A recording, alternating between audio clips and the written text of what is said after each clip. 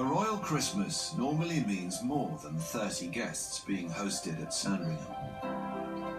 Traditionally, only immediate family are invited. But the new monarch is breaking with conventions, and new names are now on the invite list. Through Camilla, we get this idea of blended family being a thing at Sandringham, because her children and their children are likewise invited to join the royal family at Christmas. With a new hostess and a new guest list, the family dynamics at Christmas might change. The Queen was monarch and consort almost in one, so she was both monarch and a hostess. She did both of that, and she loved it. With Charles and Camilla, we're going to see a more traditional breakdown of the Christmas celebrations, in the sense that Charles is the king and Camilla will be the hostess.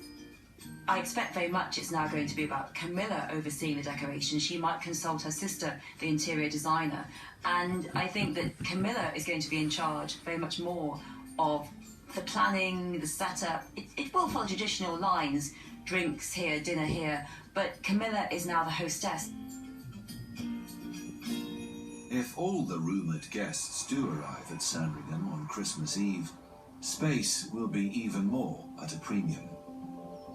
The royal family really like to have a bedroom, a bathroom and a sitting room, but that doesn't always work anymore depending on how many of them are there. And the problem is, with inviting lots more extra guests to Sandringham, on top of all the dukes and duchesses and so on who have to go there anyway, is that there's no room.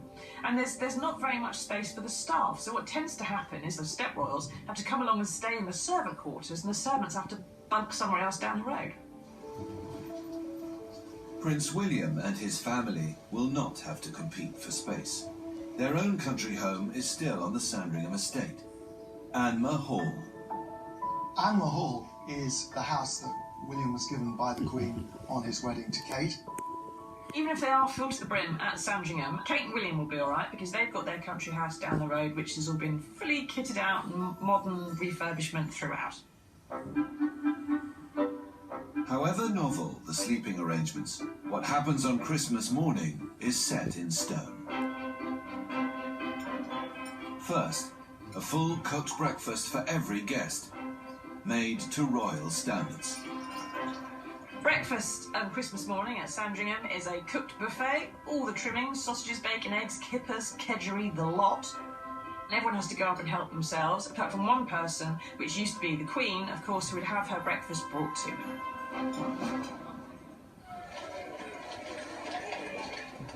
Once breakfast is over, the entire family attend the 11 a.m. service at nearby St Mary Magdalene Church, a public and unmissable photo opportunity for the world's media.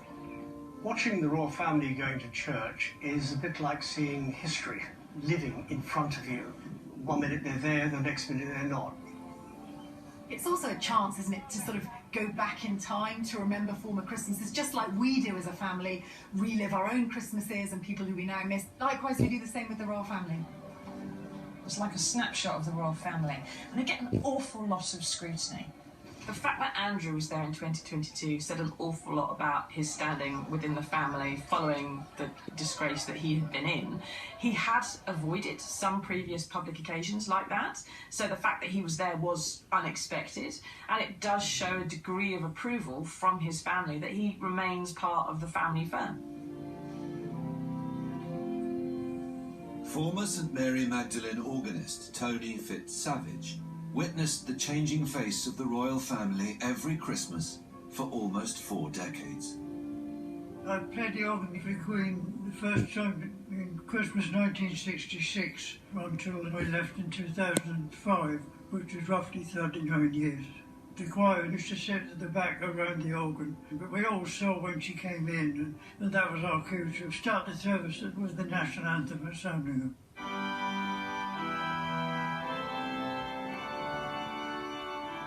The Queen would always sit in the chancel seats. When the Queen Mother was with us, she always sat at the very end, and the Queen sat next to her, and the Duke sat at the end. The church dates back to the 16th century. Built from a rare type of sandstone, it's considered one of the finest buildings of its kind in the world. Inside, carved angels frame the silver altar, and the stained glass is more than 500 years old.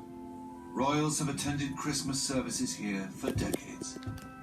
I can't tell whether they sing or not because I was at one end of the church and they're at the other. The Queen would wear a hymn book in her hand and her mouth would be moving, but I couldn't tell whether there was any sound coming out.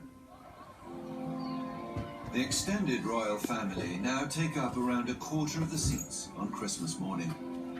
Outside, hundreds gather, all eager for a glimpse of St. Mary Magdalene's most famous parishioners.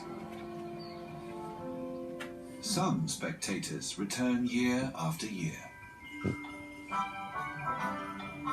2017 will be 40 consecutive years I've been going to see the royal family at Sandringham on Christmas and New Year combined. I never thought it would turn out to be 40 when I first went as an 18-year-old, but we just keep going one year and then another and another, and it's become a tradition, really. And obviously we enjoy it and made many, many good friends at Sandringham over the years. I think we're very, very privileged to see the royal family so close.